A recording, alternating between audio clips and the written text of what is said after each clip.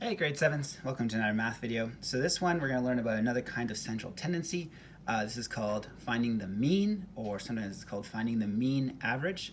Remember in the past we've looked at median and mode, so this is our third central tendency. It's called mean. The way I like to remember mean is that it's the mean one, as in it's the one that people don't like. It's a little bit tougher because it's the most work. So it's the most common way of finding an average, though. So most of the time in the outside world, outside of math units, when people talk about finding an average, they actually mean finding the mean average. So although it's the most work, it's also the most common kind of central tendency. So how do you go about doing it? Well, imagine that you have a set of numbers.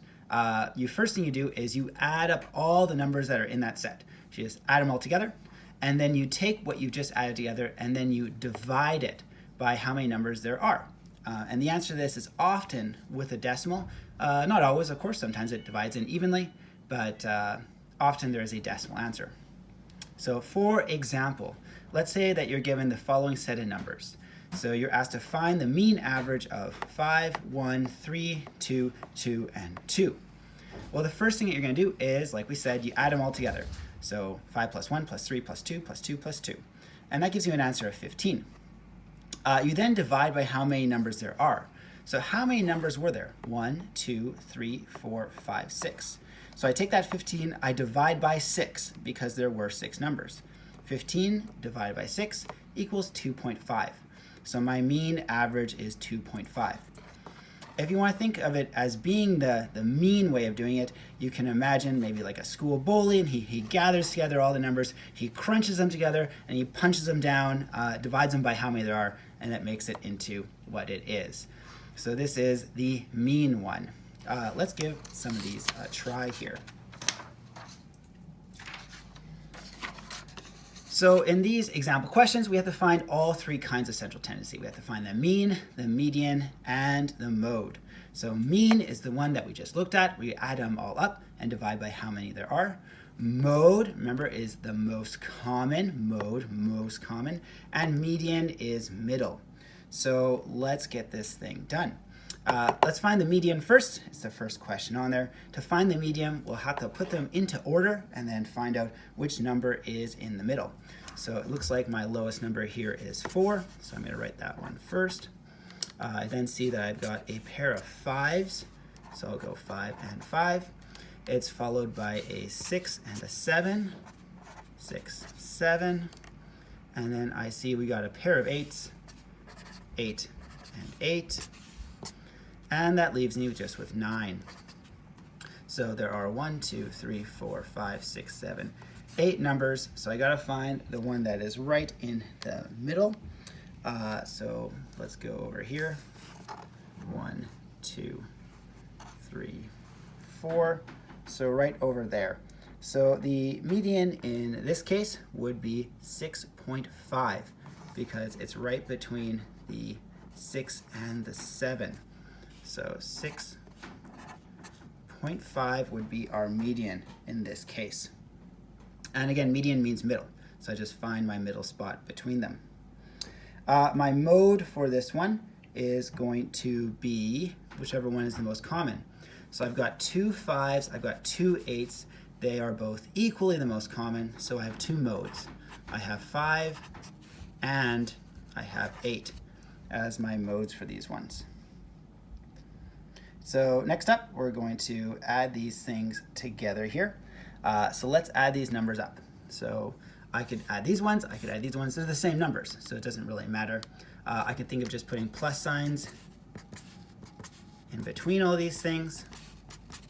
I add them all up, and it adds up to 52. I'm now going to divide by how many numbers there are. Well, I said before that there are 8 numbers, so I'm going to do 52 divided by 8. 52 divided by 8 gives me an answer of 6.5, and so that would be my mean average. Now in this case, the median and the mean are the same. That's not going to always happen. That's actually a pretty rare thing to have happen. But we have our 3 different kinds of central tendency.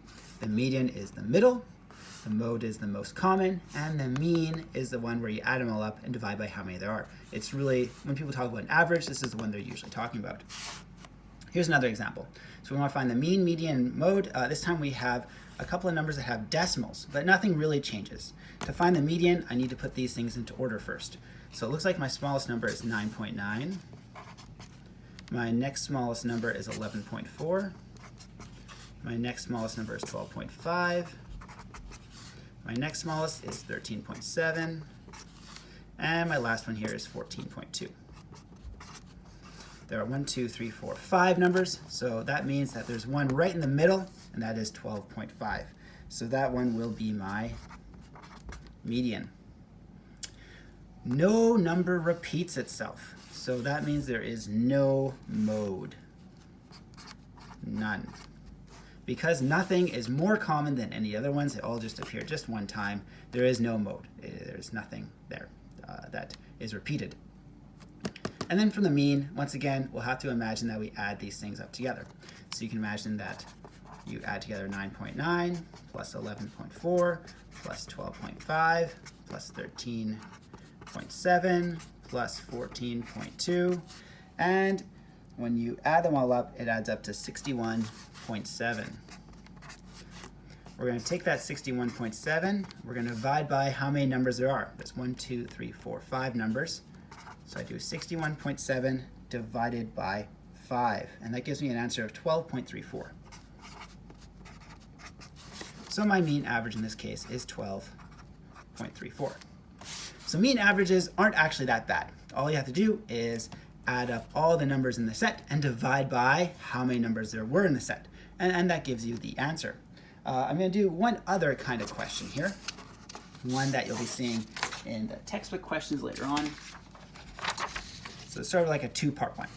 So Jeff scores the following amount of goals in 4 hockey games. So he scores 2 goals, none, 1 goal, 1 goal. First of all, congratulations to Jeff. That's pretty good. To be scoring that many goals in 4 hockey games, I would say he must be probably one of the better players on the team, or maybe it's like Timbits hockey, where there's like 12 goals in each game. What's his mean average? Well, to do this, we need to add them all up and then divide by how many numbers there are. So let's add them together. 2 plus 0 plus 1 plus 1. That's going to add up to a total of 4. How many numbers are there? Well, there's 4. So we're going to do 4 divided by 4, 1. He's averaging 1 goal per game. He has an average of 1 goal per game. Again, that's pretty good. If Jeff wants to raise his mean average to 2 goals per game, how many goals will he have to score in his next game? All right, let's think about this for a second. So he already has 4 games under his belt. So the only number that he can change is this new 5th game. If he wants to average 2 goals a game, we could think of it as being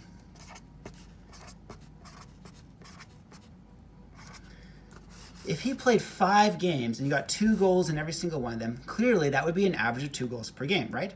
So let's pretend that he had done that. 2 plus 2 plus 2 plus 2 plus 2. Well, that's going to give us a total of 2, 4, 6, 8, 10. If we add them all together, it gives us a total of 10. So what we need to do is somehow in his second game, he needs to make his total number of goals in the games he actually has played up into 10. So we know already he has 4 goals scored.